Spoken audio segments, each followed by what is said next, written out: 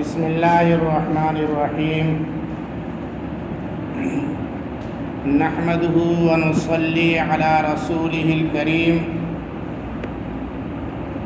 اما بعد فاعوذ باللہ من الشیطان الرجیم بسم اللہ الرحمن الرحیم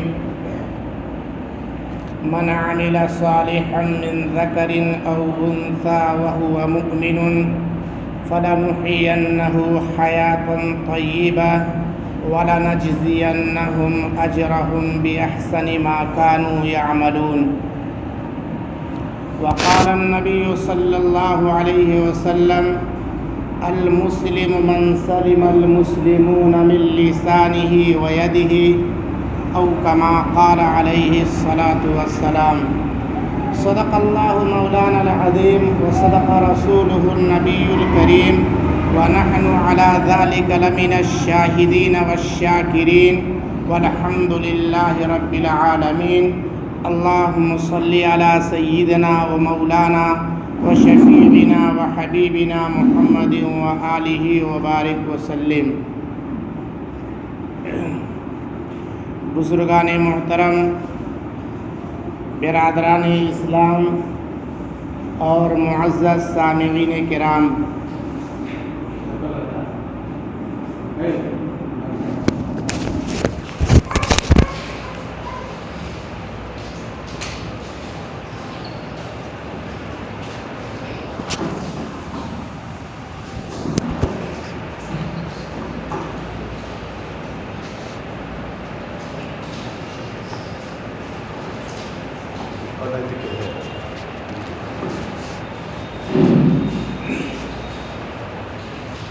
بزرگان محترم، برادران اسلام اور معزز سامعین کرام،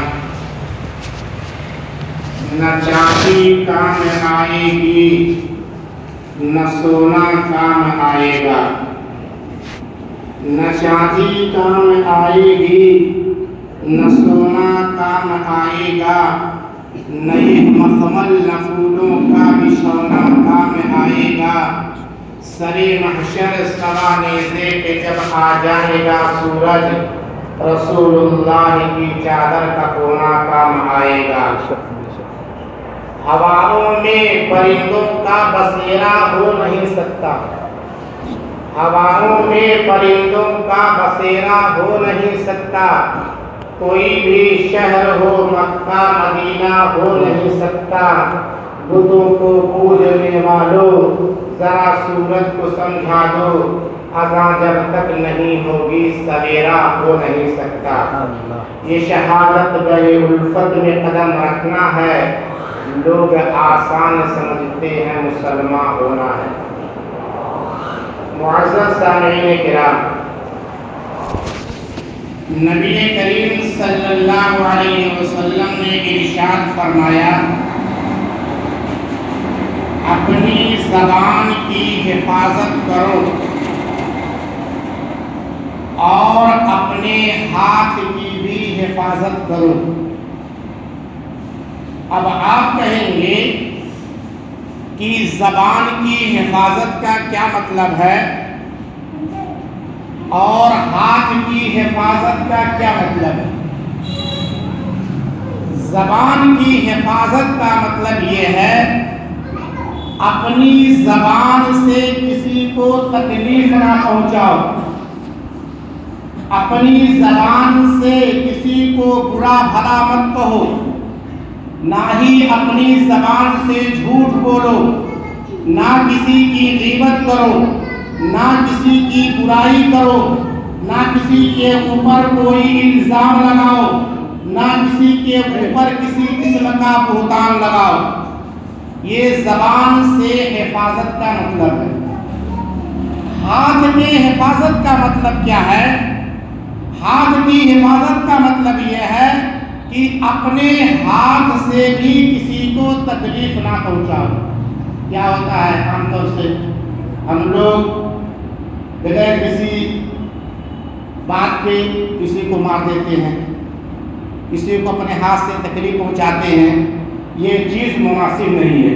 نبی کریم صلی اللہ علیہ وسلم نے دونوں چیز کی نفی فرمائی ہے، نہ اپنی زبان سے کسی کو تکلیف پہنچاؤ اور نہ ہی اپنے ہاتھ سے کسی کو تکلیف پہنچاؤ۔ المسلم من سلم المسلمون من لسانہ ویدہ، حقیقی معنوں میں، صحیح معنوں میں مسلمان وہی ہے جس کی زبان سے، جس کے ہاتھ سے دوسرا مسلمان محفوظ رہے۔ اللہ کے نبی صلی اللہ علیہ وسلم نے اس حدیث پاک میں دو باتیں ارشاد فرمائی ہیں۔ پہلی بات، اللہ کے نبی صلی اللہ علیہ وسلم نے اس حدیث پاک میں زبان کا تذکرہ کیا ہے۔ دوسری چیز حال کا تذکرہ فرمایا ہے، اور اللہ کے نبی صلی اللہ علیہ وسلم نے زبان کا تذکرہ اس حدیث پاک میں پہلے کیا ہے اور ہاتھ کا تذکرہ اس میں بعد میں کیا ہے۔ اس میں نکتے کی بات یہ ہے کہ آدمی زبان سے دوسروں کو جو تکلیف پہنچاتا ہے اس کی تکلیف ہاتھ کے تکلیف سے زیادہ ہوتی ہے۔ زبان کی تکلیف ہاتھ کی تکلیف سے بڑھ کر ہے، اس لیے اللہ کے نبی صلی اللہ علیہ وسلم نے زبان کا تذکرہ پہلے کیا۔ اور دوسری بات یہ ہے کہ زبان ایسی چیز ہے، آدمی اس کے ذریعے زندوں کو بھی تکلیف پہنچاتا ہے اور مردوں کو بھی تکلیف پہنچاتا ہے، اور ہاتھ ایسی چیز ہے، آدمی اس کے ذریعے صرف زندوں ہی کو تکلیف پہنچا سکتا ہے، مردوں کو تکلیف نہیں پہنچا سکتا ہے۔ تو اللہ کے نبی صلی اللہ علیہ وسلم نے زبان کا تذکرہ اسی لیے پہلے کیا، اور ہاتھ کا تذکرہ اللہ کے نبی صلی اللہ علیہ وسلم نے اس حدیث پاک میں بعد میں کیا۔ ہم لوگ اپنے آپ کو مسلمان کہتے ہیں، نہیں کہتے ہیں؟ ہم لوگ اپنے آپ کو مسلمان کہتے ہیں۔ صحیح معنوں میں غور کریں کہ واقعی معنوں میں ہم مسلمان ہیں کہ نہیں ہیں۔ واقعی معنوں میں اگر ہماری زبان مسلمان ہے تو ہماری زبان جھوٹ نہیں بولے گی، ہماری زبان وعدہ خلافی نہیں کرے گی، ہماری زبان کسی کی غیبت نہیں کرے گی، ہماری زبان کسی کے بارے میں چغلی نہیں کھائے گی۔ اور واقعی معنوں میں اگر ہمارا کان مسلمان ہے تو اپنے کان سے کسی غلط بات کو ہم ہرگز نہیں سنیں گے۔ واقعی معنوں میں اگر ہماری آنکھ مسلمان ہے تو اپنے آنکھ سے کسی غیر محرم کے اوپر کبھی بھی غلط نظر کو نہیں ڈالیں گے۔ اور واقعی معنی میں اگر ہمارا ہاتھ مسلمان ہے تو اپنے ہاتھ سے کسی کو تکلیف نہیں پہنچائیں گے۔ واقعی معنوں میں اگر ہمارا پیٹ مسلمان ہے تو حرام لقمہ انشاءاللہ ہماری پیٹ کے اندر نہیں جائے گا۔ واقعی معنوں میں اگر ہمارا پاؤں مسلمان ہے تو کسی غلط آدمی کا چل کر کے ہم لوگ ساتھ دینے کے لیے ہرگز نہیں جائیں گے۔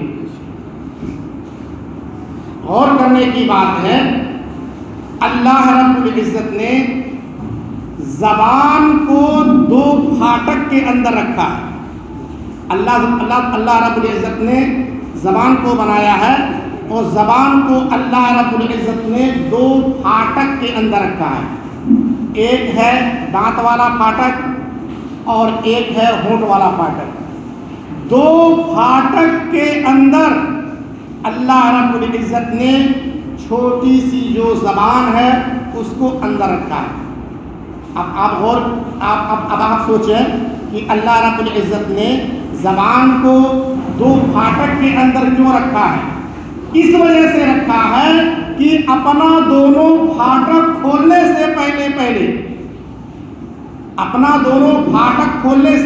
پہلے ہم سوچ لیں کہ اپنی زبان سے ہم کیا کہنے کے لیے جا رہے ہیں۔ جو بات بولیں سمجھ کر کے بولیں، ناپ کر کے بولیں، تول کر کے بولیں۔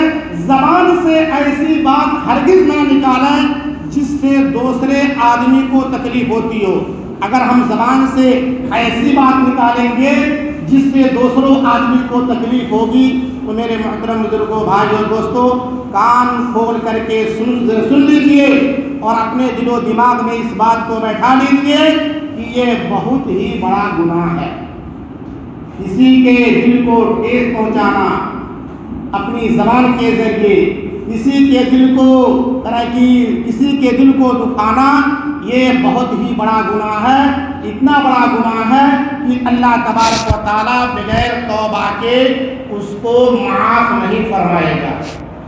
آپ دیکھتے ہیں شادی کے موقع پر کیا ہوتا ہے۔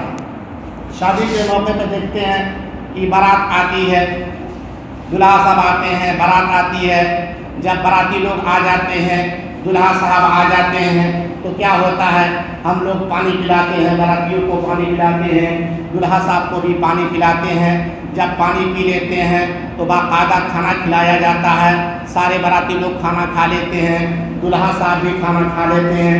اس کے بعد پھر کیا ہوتا ہے، جو قاضی صاحب ہوتے ہیں، جو حافظ جی ہوتے ہیں، جو امام صاحب ہوتے ہیں، جو مولانا صاحب ہوتے ہیں، نکاح پڑھانے کے لیے ان کو بلایا جاتا ہے۔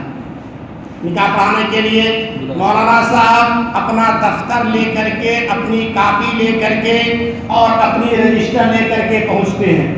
اس کے بعد کیا ہوتا ہے، دلہا کا نام لکھا جاتا ہے، دلہن کا نام لکھا جاتا ہے، پورا ایڈریس لکھا جاتا ہے، وکیل کا نام لکھا جاتا ہے، گواہوں کا نام لکھا جاتا ہے، کتنا مہر باندھا جاتا ہے اس کا بھی اس میں تذکرہ کیا جاتا ہے، اس کو بھی نوٹ کیا جاتا ہے۔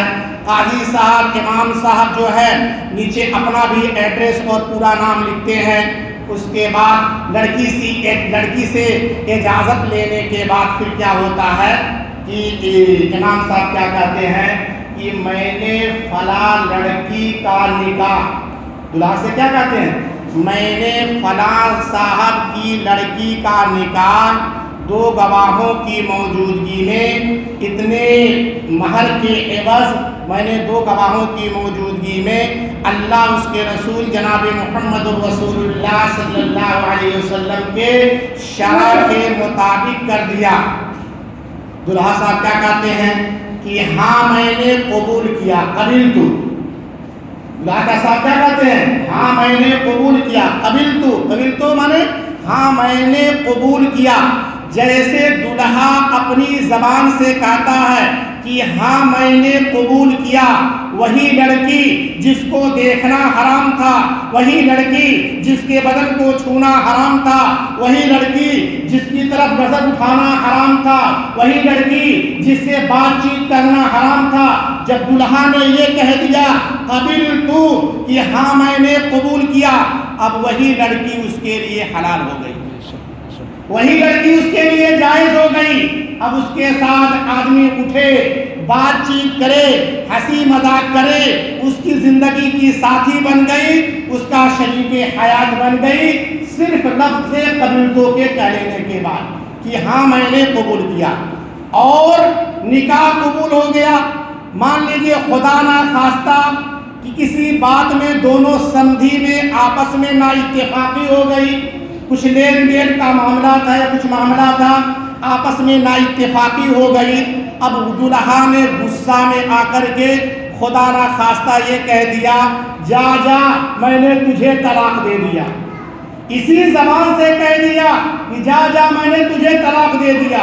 اب وہی لڑکی جس کو قبول کیا تھا اس کے لیے جائز تھی، جو شریک حیات بن گئی تھی، جب زبان سے کہہ دیا کہ جا میں نے تجھے طلاق دے دیا، اب پھر وہی لڑکی اس کے لیے ہمیشہ کے لیے حرام ہو گئی۔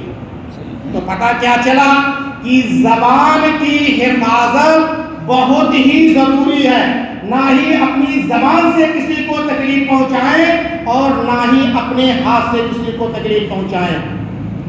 چاند بھی نرالا ہے، ارے چاند نرالی ہے، چاند بھی نرالا ہے، ارے چاند نرالی ہے، عائشہ کے آنگن کی ارے روشنی نرالی ہے، ایک خلیفہ اول، ایک خلیفہ ثانی، مصطفیٰ سے دونوں کی ارے زندگی نرالی ہے، روٹیاں کھانا، لیٹنا چٹائی پر سرور دو عالم کی، ارے زندگی نرالی ہے۔ حدیث پاک میں آتا ہے کہ اللہ کے نبی صلی اللہ علیہ وسلم جس پیالے سے پانی پیتے تھے اسی پیالے سے حضرت عائشہ صدیقہ رضی اللہ تعالی عنہ اسی جگہ سے ہونٹ لگا کر کے پانی پیا کرتی تھی، اور حضرت عائشہ رضی اللہ تعالی عنہ جس پیالے سے پانی پیتی تھی، جس جگہ ہونٹ لگا کر کے پانی پیا کرتی تھی، اسی جگہ ہونٹ لگا کر ہمارے نبی صلی اللہ علیہ وسلم بھی پانی پیا کرتے تھے۔ اس قدر آپس میں میاں اور بیوی میں محبت تھی، اور آپس میں میاں اور بیوی میں محبت ہونی چاہیے، ایسی محبت ہونی چاہیے جس طرح سے اللہ کے نبی صلی اللہ علیہ وسلم کے درمیان حضرت عائشہ صدیقہ رضی اللہ تعالیٰ عنہ کے درمیان اور حضرت خدیجہ رضی اللہ تعالیٰ عنہ کے درمیان محبت تھی۔ عام طور سے کیا ہوتا ہے آپ لوگ آئے دن دیکھتے رہتے ہیں، ہم لوگ بھی آئے دن دیکھتے رہتے ہیں، ہم لوگوں کے گھروں کا کیا حال ہے؟ آئے دن ہم لوگوں کے گھروں میں میاں اور بیوی میں لڑائی جھگڑے ہوتے رہتے ہیں، میاں اور بیوی میں لڑائی جھگڑے ہوتے رہتے ہیں، میاں اور بیوی میں، ایک گھر کی بات ہے، میاں اور بیوی میں لڑائی جھگڑا ہو گیا، بہت بمپر لڑائی جھگڑا ہو گیا۔ ہاں، بیوی نے کیا کہا غصے میں آ کر کے، اگر تم اپنے اصل کے ہوئی ہو تو ہمیں طلاق دے دو۔ بعض عورتیں بہت بدتمیز ہوتی ہیں اور بعض عورتیں بہت اچھی بھی ہوتی ہیں۔ ہاں، عورت نے غصے میں آ کر کے شوہر سے کیا کہہ دیا، اگر اپنے اصل کے ہوئی ہو تو ہمیں طلاق دے دو۔ اب شوہر کا بھی ٹمپر ہائی ہو گیا، کہا کہ تم طلاق مانگ رہی ہو، چلو طلاق تم لے ہی لو۔ غصے میں آیا شوہر اور کہا طلاق طلاق طلاق طلاق طلاق، ایک ہی سانس میں جتنا وہ کہہ سکتا تھا وہ کہنا شروع کر دیا۔ بہرحال اب تو غصے میں طلاق دو یا ہنسی مذاق میں تو طلاق دو، دیکھیے بھائی طلاق تو طلاق ہے، اگر ہنسی میں بھی طلاق دیں گے تو بھی طلاق پڑ جائے گی، غصے میں بھی طلاق دیں گے تو بھی طلاق پڑ جائے گی۔ ہنسی میں تو کوئی طلاق نہیں دیتا ہے، عام طور سے آدمی غصے ہی میں طلاق دیتا ہے۔ بہرحال طلاق تو پڑ گئی۔ اب بیچارہ جو شوہر تھا، ہاں ایک آدھ ہفتہ تو بڑا غصے میں تھا، دھیرے دھیرے جب اس کا غصہ کم ہوا تو گیا مکتب میں مولوی صاحب کے پاس، کہا السلام علیکم۔ وعلیکم السلام۔ مولانا صاحب نے کہا مولانا صاحب ایسا ہے کہ سارا معاملہ جو ہے بالکل چوپٹ ہو گیا ہے اور میرا ایک چھوٹا سا کام ہے، آپ اس کو بنا دیجئے۔ تو مولانا صاحب نے کہا، جو مولوی صاحب بیچارے مکتب میں پڑھا رہے تھے، انہوں نے کہا ارے بھائی بتاؤ کیا بات ہے؟ تو کہا کہ سارا معاملہ چوپٹ ہو گیا ہے، سارا معاملہ جو خراب ہو گیا ہے، اگر آپ بنانے کے لیے کہیں تو ہم کہتے ہیں، اگر آپ بنانے کے لیے کہیں تو ہم کہیں، ورنہ پھر ہم کو کہنے کی ضرورت نہیں۔ مولانا صاحب کہنے لگے ارے بھائی بتاؤ تو صحیح، اگر بنانے والی بات ہوگی تو ہم ضرور بنائیں گے، تم کیوں نہیں بتا رہے ہو؟ کہا کہ مولانا صاحب ایسا ہے کہ میں نے غصے میں آ کر کے اپنی بیوی کو میں نے طلاق دے دیا ہے۔ تو مولانا صاحب نے پوچھا اچھا کتنا بار تم نے طلاق دیا ہے؟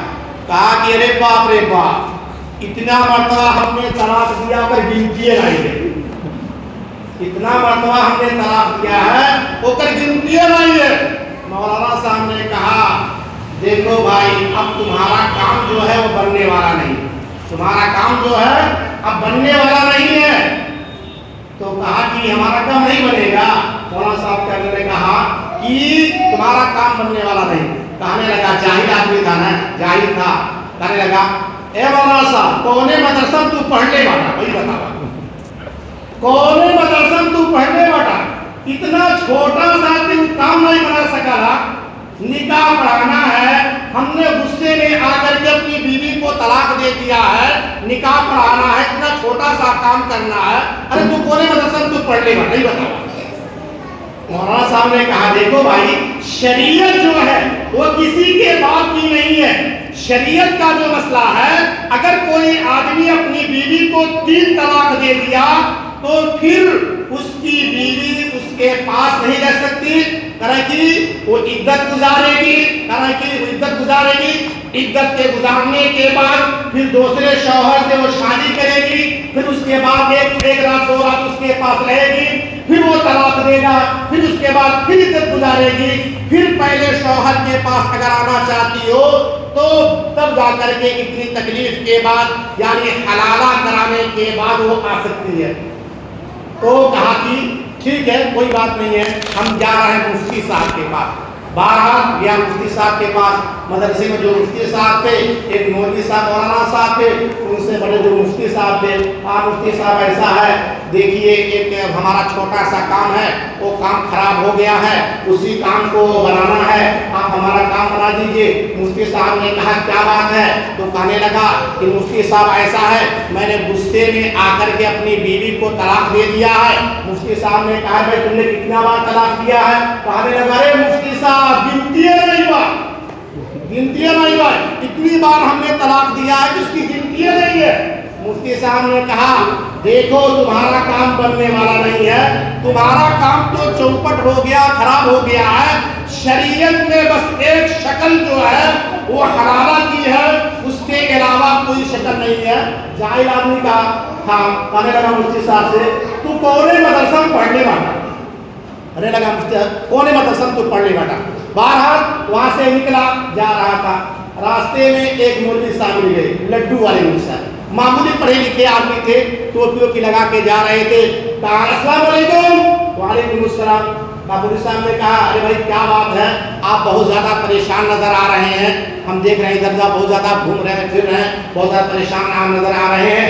तो कहा कि मौलवी साहब ऐसी बात है कि हमने गुस्से में आकर के अपनी बीवी को तलाक दे दिया है, छोटा सा काम करना, निकाह पढ़ाना है।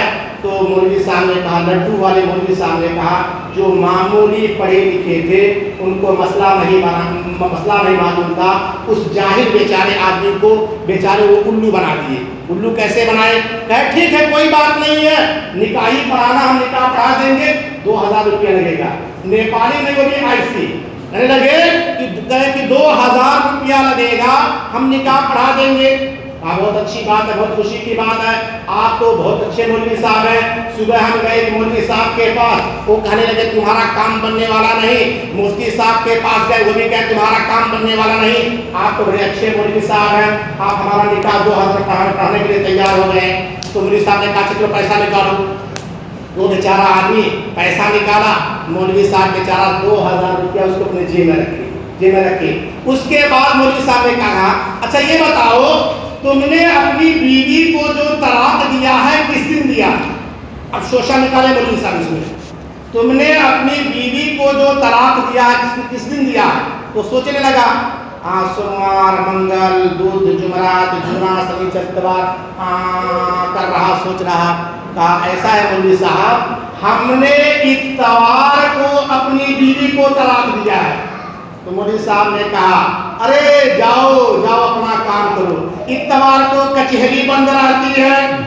मौलवी साहब क्या कह रहे हैं? इतवार को कचहरी बंद रहती है, इतवार को दुकान बंद रहता है, इतवार को बड़ी बड़ी मार्केटें बंद रहती हैं, इतवार को तलाक भी बंद रहता है, जाओ अपना काम करो। मौलवी साहब उल्लू बनाकर 2000 रुपया ले लिए। कहा तुम्हारा तो तलाक ही नहीं पड़ा है, कचहरी बंद रहती है, दुकान भी बंद रहता है, ऐसे ही तलाक भी बंद रहता है। तो मेरे मोहतरम बुजुर्गों, भाइयों, दोस्तों, कहने की बात यह है कि हम लोग अपनी ज़बान की हिफाजत करें, यानी अपनी ज़बान से भी किसी को तकलीफ ना पहुंचाएं और अपने हाथ से भी किसी को तकलीफ ना पहुंचाएं। जो बात बोले सोच करके समझ करके बोले, जो बात बोले नाप करके तोल करके बोले, ऐसी बात ज़बान से हरगिज़ ना निकालें جس سے دوسرے آدمی کا دل دکھے، جس سے دوسرے آدمی کو تکلیف ہو۔ اللہ رب العالمین کے بارگاہ میں دعا ہے، اللہ تعالیٰ کہنے والے کو کہنے سے زیادہ اور سننے والوں کو سننے سے زیادہ عمل کرنے کی توفیق عطا فرمائے۔